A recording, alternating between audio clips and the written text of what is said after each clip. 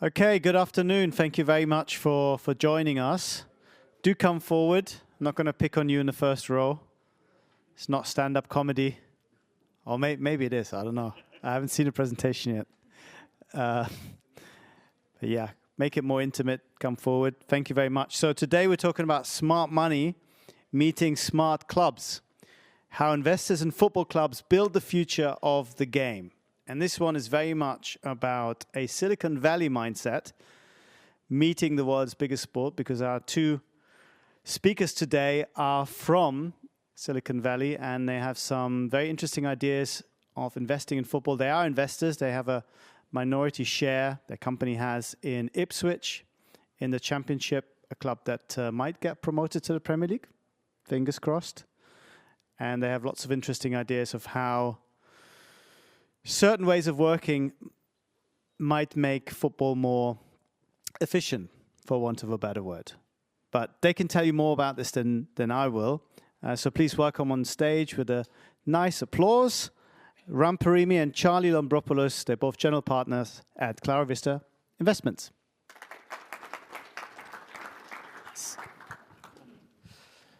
Thank you, Raphael. Cool. A lot of pressure on smart money, so hopefully we sound smart. But the topic here is European football from a Silicon Valley perspective.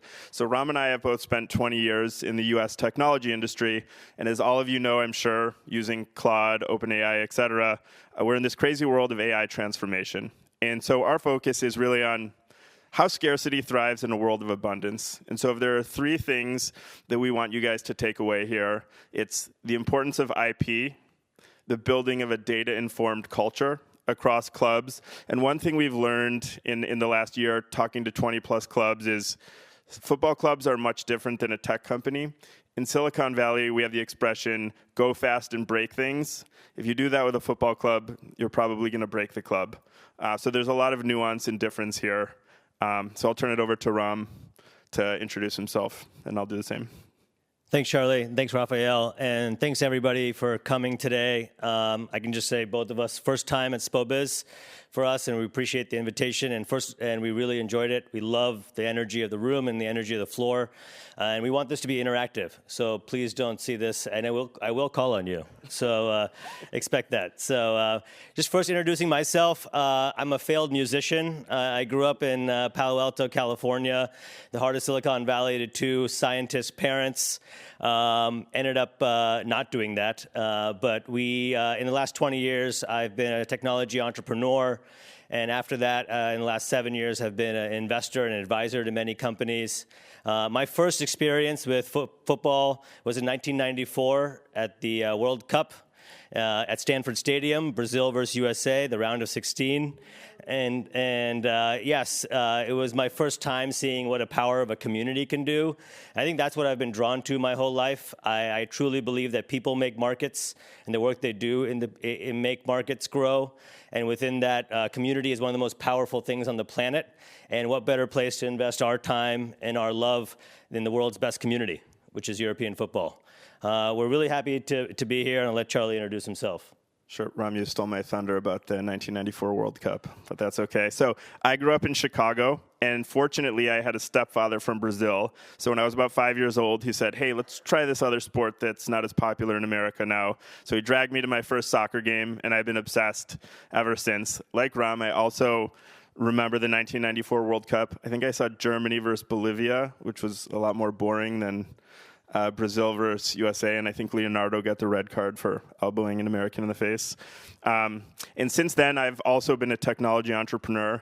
I built and sold an advertising technology company, and now run a software company with about 200 developers. And we focus a lot on AI-enabling enterprises, data, and how organizations can use all of this information more intelligently. And similar to Ram, for the past 5 or so years, I've been an investor. And for me, this is kind of like pinching myself, because I never dreamed that I'd be involved in European football. So I need to take the fan out of myself to really make rational decisions here, and I understand how hard it is for everyone, because once you get in the stadium and see a game, it's hard to not go crazy.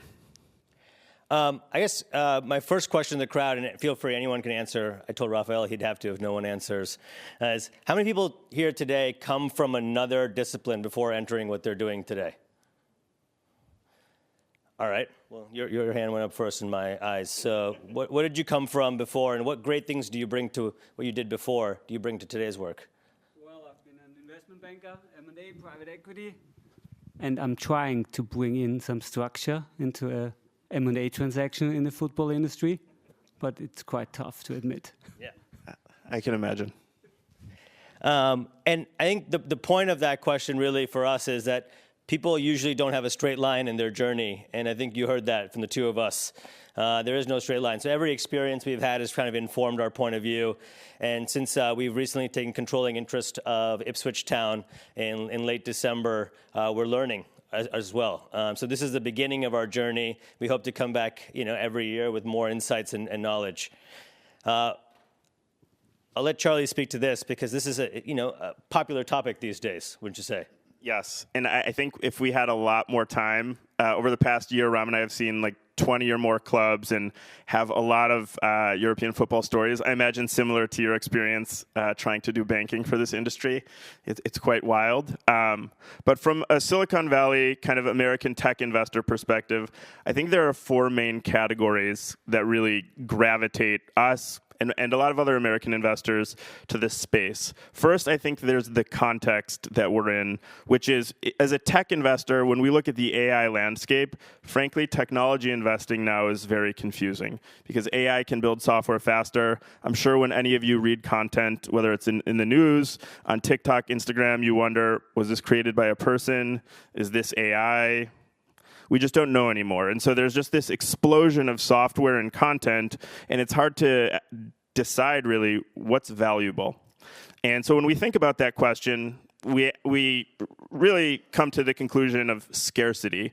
I can write a million different articles with Claude or ChatGPT, but I can only create one Ipswich Town, and they can only play one Coventry City. And they can do that on one field at one time, and you can't replicate that. So in this crazy world of abundance, content abundance, IP is really kind of the anchor of why American investors, and us in particular, are so interested in football. And from that springs a lot of different kind of attributes that we see on this slide as well.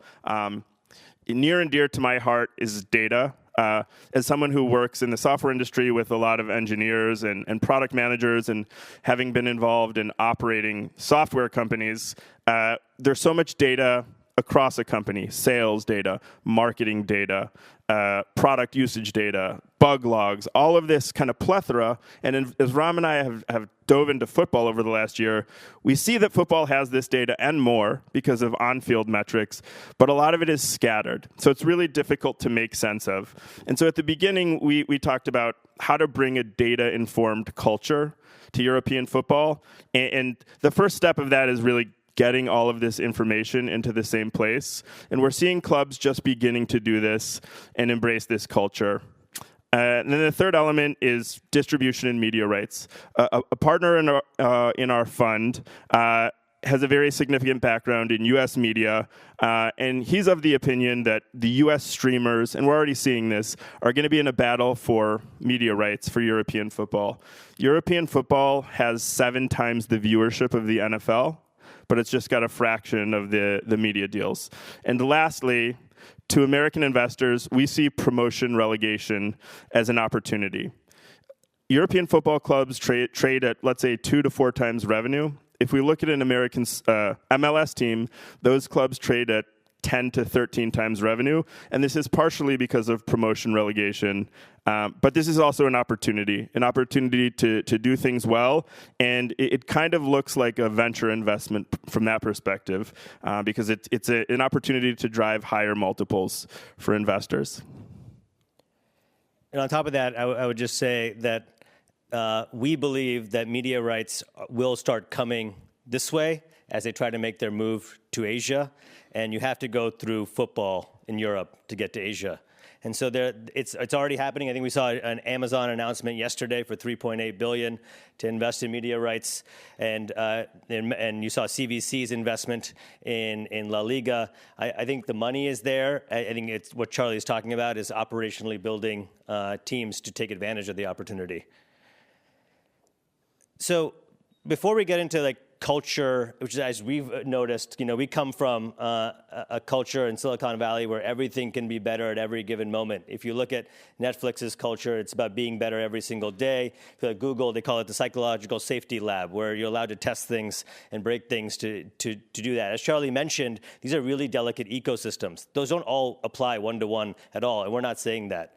We're actually saying there's pieces of that you can take in how you think about European football and organizations top to bottom. And so if I can ask, anyone here know what the growth mindset is? Raphael? I knew this would happen. I don't have an exact definition, but I think it's about being open, accountable to yourself, open to innovation, ready to be flexible. These sort of attributes. Learning all the time. Beautiful answer. Absolutely. I think it's the idea of investing in people who are dedicated to their craft and never being satisfied with what you produce today and always finding a way to be better, to your point.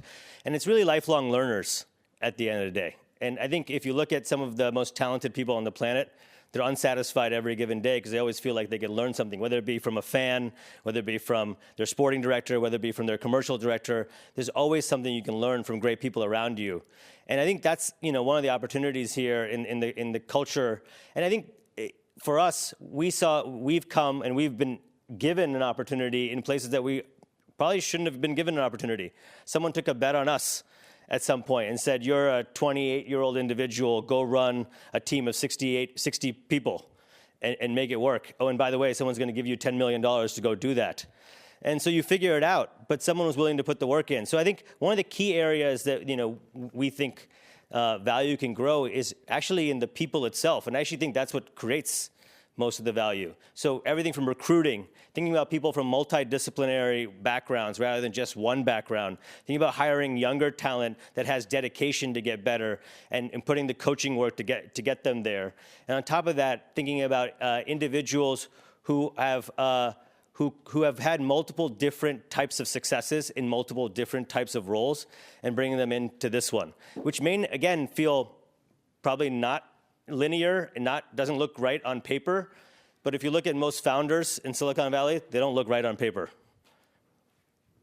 And so we just kind of jotted down a few different examples of the cultural part of football and sort of what we've seen differently from technology. Ram mentioned before we got up here, he was a founder of a company and they got an investment from Bessemer Partners. And he said before a board meeting, if he didn't have a data dashboard, what happened? I mean, I don't know if I'd have a job after the end of the board meeting.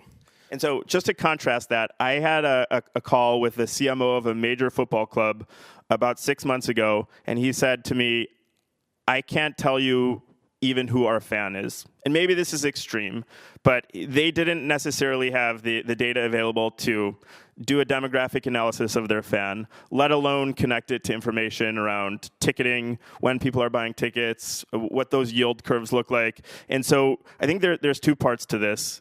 Number one is just an awareness that there's kind of a growing educational process that's taking place around data. If you give people too much data and they don't know what to do with it, they don't even know what they're looking at.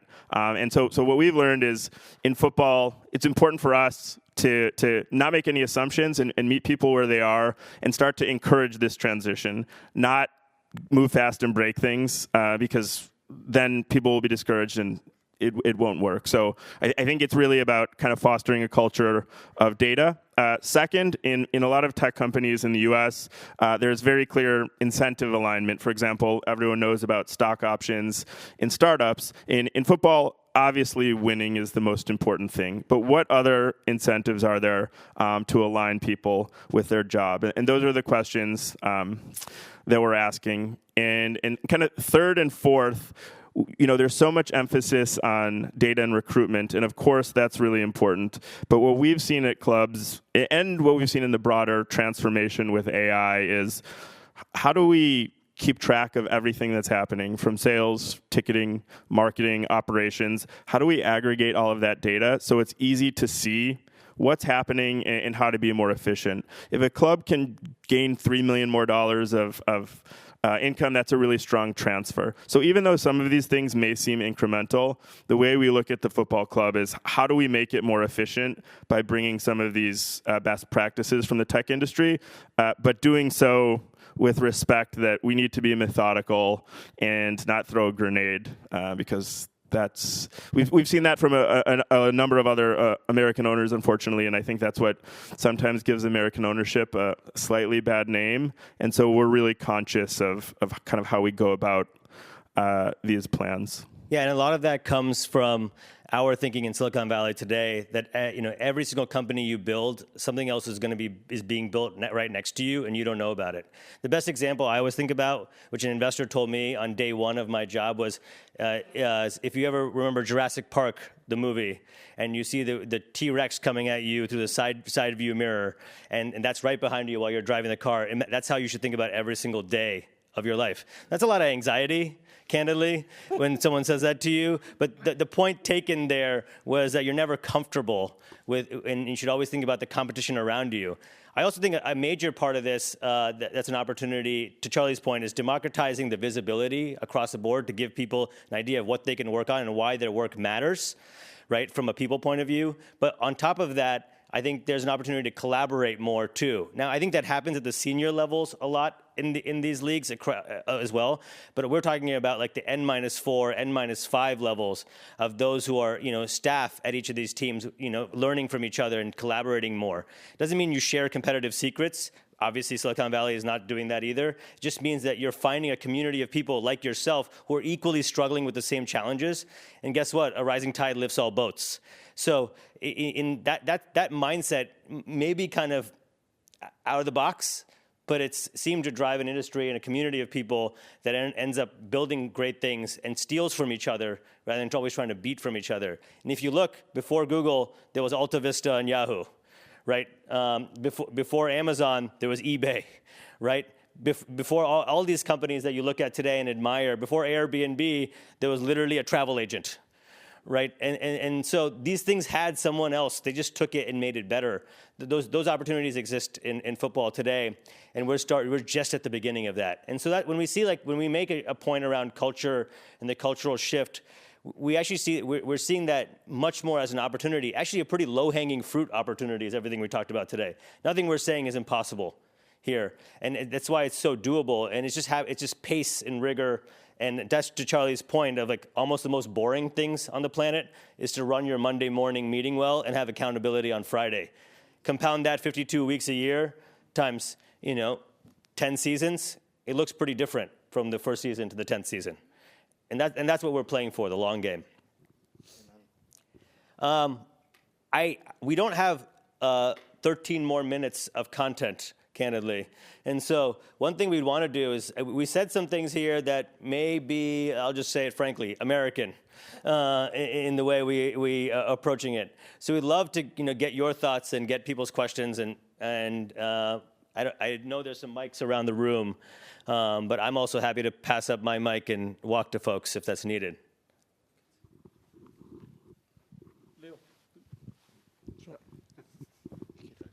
The question is, so each and every club in Europe is a story of itself. So they have very different background, very different situation. And you're talking about data and importance of it and how you should not overwhelm clubs with data that they don't know what to do with it. So I think that's more a reflection than a question, like how to make sure that the people working in clubs, regardless if it's Real Madrid or if it's Augsburg, that are always so overwhelmed with operational tasks, with the day by day, with the T-Rex behind them, because every Sunday they play. How can you make sure that they find the right time, the right focus to be actionable about the data they become and get the courage, which sometimes is missing in such a conservative environment with football, to make this the next steps before everybody else? Because what I always hear, I mean, I work for a football club, so no, is an opportunity comes along, and I speak with the other club. What do you think about? Yeah, they came to us too, but we don't want to be the first to do it. So if you do it, tell us how it goes. Yeah. And then we always are the first to do it, and at some point it becomes frustrating. Yeah. But so why? How can you make sure that nobody's scared anymore to be actionable? I'll share from my own experience running a software company. So I run a company, we have 200 employees, and there's a million things that every person has to do. So they're busy. And if they're not directly getting paid for something, they don't care about it. So they're like, this is the project I'm working on, you're asking me to do this, but if I do this and I slack over here, I'm going to get fired. So why should I care about this? And the best answer I can give, which is maybe a little bit squishy, is this has to start at the ownership level. It has to be a culture, a clear shift from the top, and you have to be very clear about how you give people permission. Secondarily, I would say all of this data is super messy and it can be all over the place.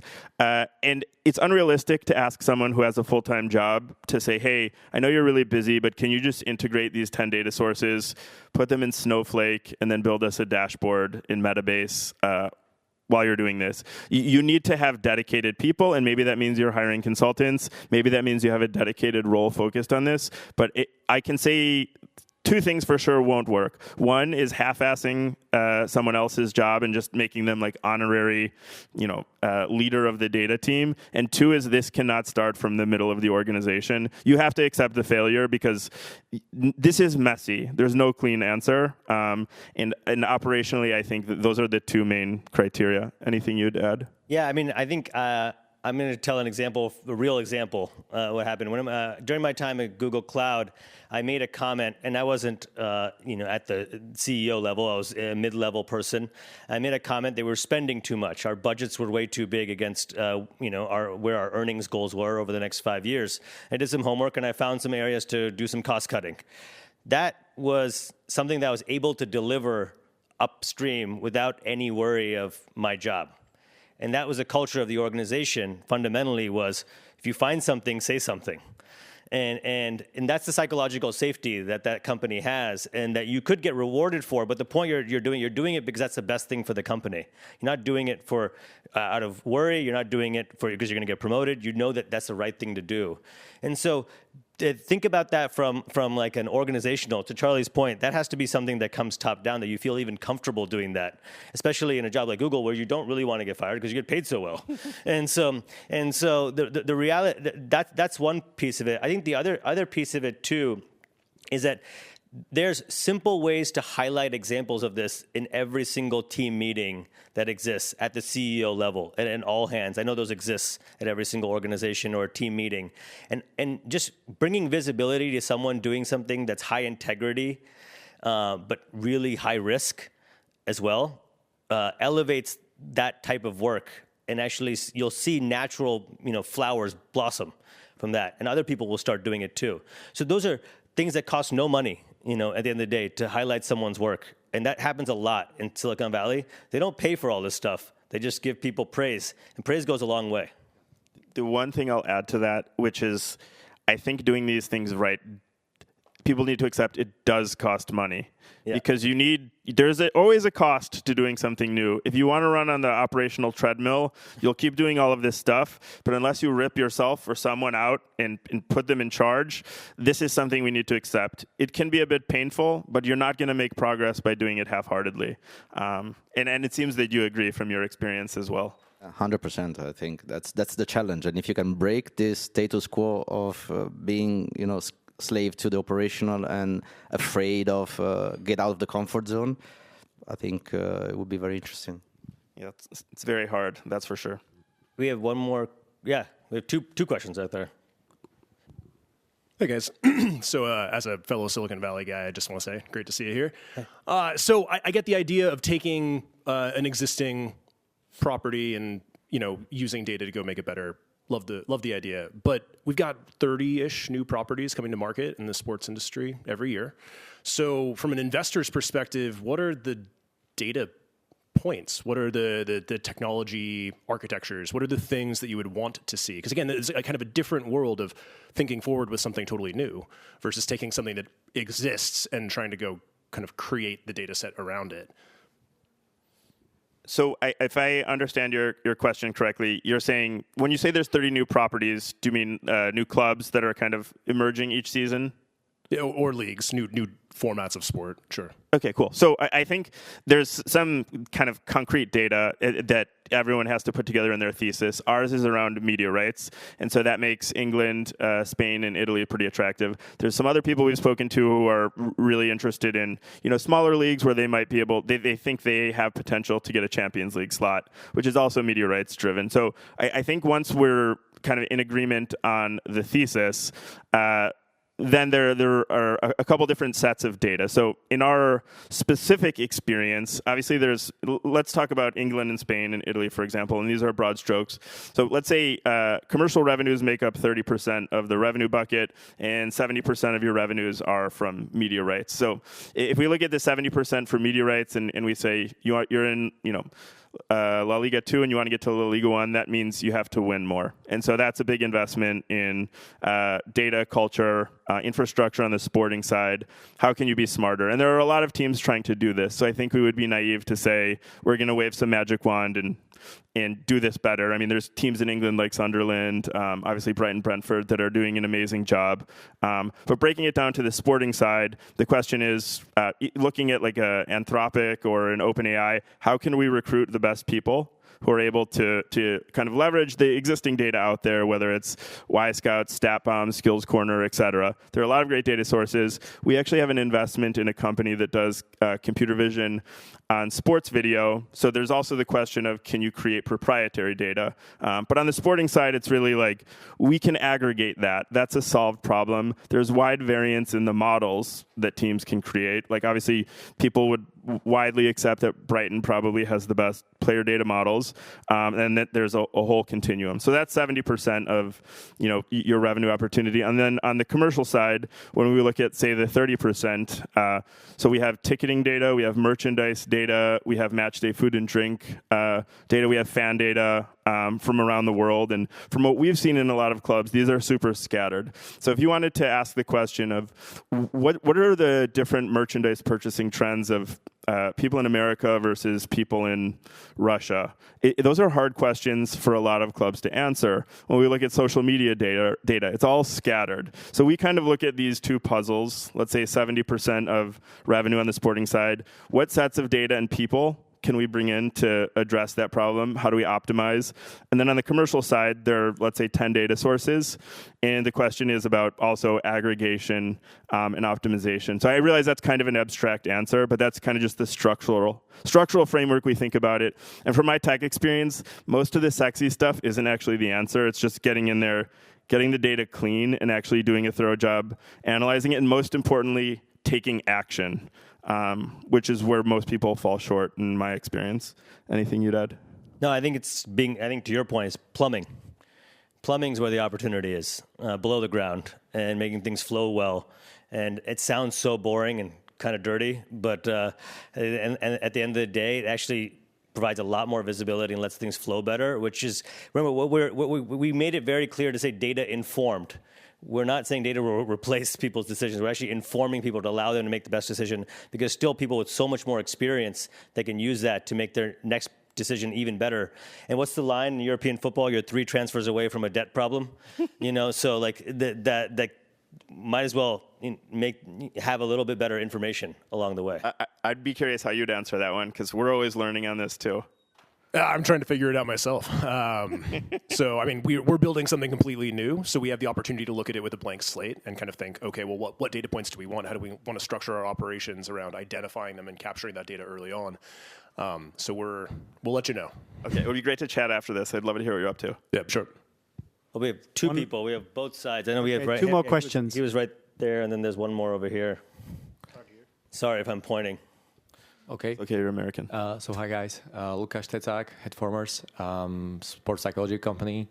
So I would like to ask you regarding the the way how the investors are looking for the new solutions. For example, like yourself, if there's a company that's having like 40,000 hours of experience, gathering data, understanding what they are doing, collecting everything together, and having the solution that is not out there yet, probably from the data perspective, what would you recommend to such company to do in the first place when they're looking for the investor? Let's say they already had an angel investor, for example. So what would you recommend to a company like that? Thank you.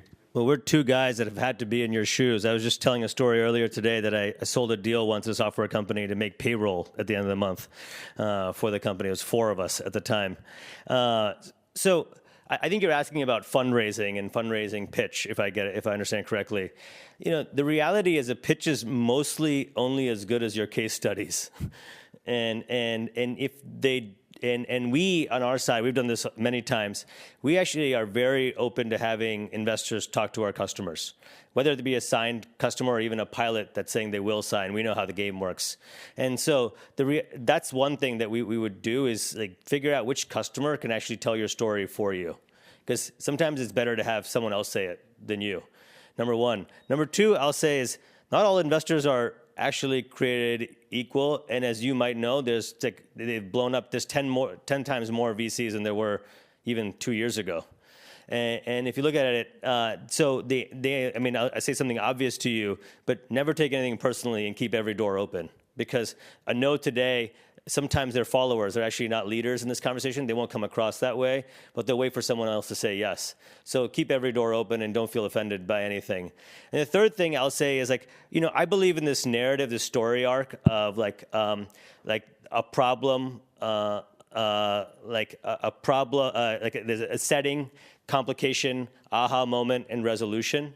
And I would keep it that clear for people, because that's how people actually learn stories. If you look at the history of time, it's not your deck. It's really how you communicate at the end of the day. It has nothing to do with whether or not you speak the same language as this person technically or commercially or whatever. They come from a different background. But I really like the idea of that story arc of setting, complication, aha, moment, resolution. That has worked really well for me personally. I don't know if you have other thoughts. Just one other thing to add. One of the most challenging things I think about pitching investors in sports, there's professional sports, which there's not that many teams, and what we've learned is they don't all have a huge appetite to spend money on SaaS products. So when you do the TAM analysis, when you say, okay, what's the total addressable market of professional sports? You're like, okay, maybe there's a couple hundred clubs, maybe, who can buy this. How much will they pay? And then you see a revenue ceiling. Then you look at youth sports. Youth sports in America, for example, are enormous. So it's like, how do you make a credible case that your market size is large? And I think that's one of the, maybe it was counterintuitive to me until I got into this industry, but it's like, you see people building all of this incredible technology and you're like, wow, that's amazing. But then you're like, oh, actually, there's not as many customers as I thought. So I think answering that question, if you can do that effectively, that's probably, in my view, the most important thing, in addition to all of the stuff Ram mentioned about storytelling. We have one more. We have one more back there. I think, you had. Yeah, the last one. Thank you. Thanks, Raphael. I try to keep it short. I work for AWS, but also for a football club. And what I see is that the decision-making power is really different between these companies. How do you see it? How would you handle decision-making powers for each and every member in a football club? That's a great and loaded question. So I'll answer it as generically as possible.